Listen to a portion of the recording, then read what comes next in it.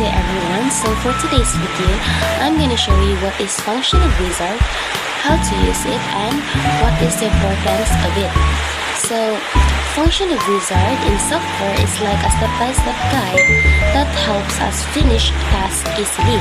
For example, when making grades, it helps teachers compute and record them quickly without doing everything manually.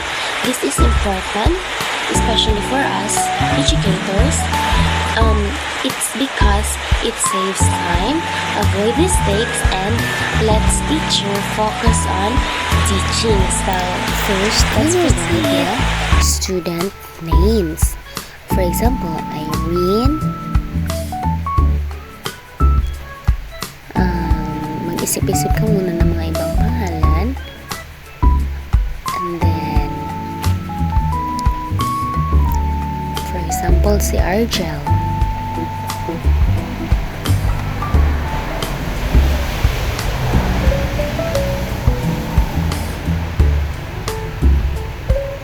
Yan, maglagay ka muna ng mga names.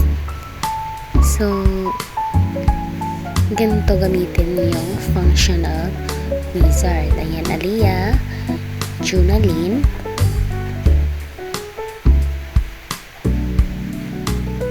yan. For example, gumagawa ka ng grades ng mga bata sa iba't ibang subjects. Ganito lang talaga yung gagawin. Yan.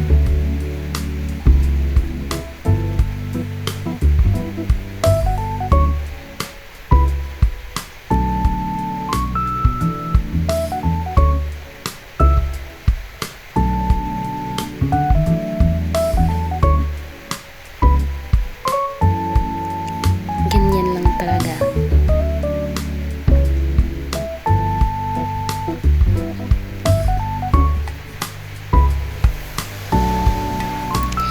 For example, 10 students lang.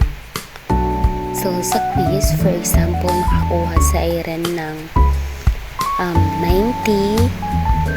And then, si Ate Argel nakakuha ng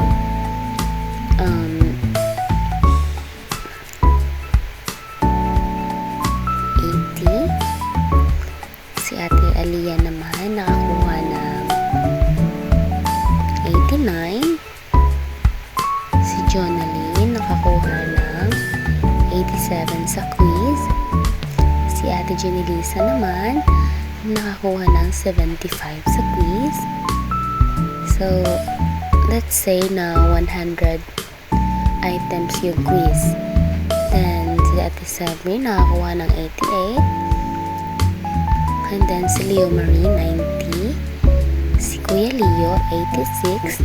At si Kuya Joshua naman ay 85. Now, let's proceed sa project ng mga bata. So, let's assume na 100 din yung items nito.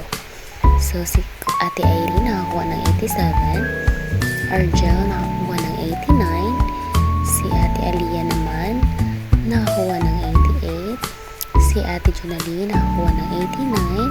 Jenilisa, 87. Ate Sabri nakakuha ng 90. Si Leo Marie naman nakakuha ng 92. Leo nakakuha ng 88.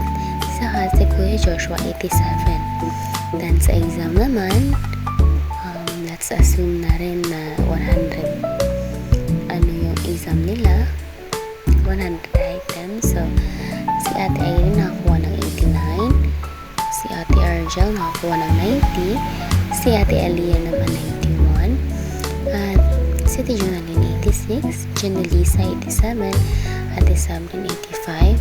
Leo Marie 88. Si Kuya Leo 88. Si Joshua naman ay 90. So, ganito lang yung gagawin. Then, yan, insert function. Then, average yung i-click mo. So, ayan na agad yung lalabas. Yan.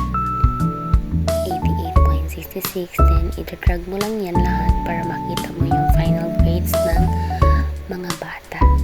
So, yan. Nakuha mo na agad yung final grades ng mga bata. Thanks for watching.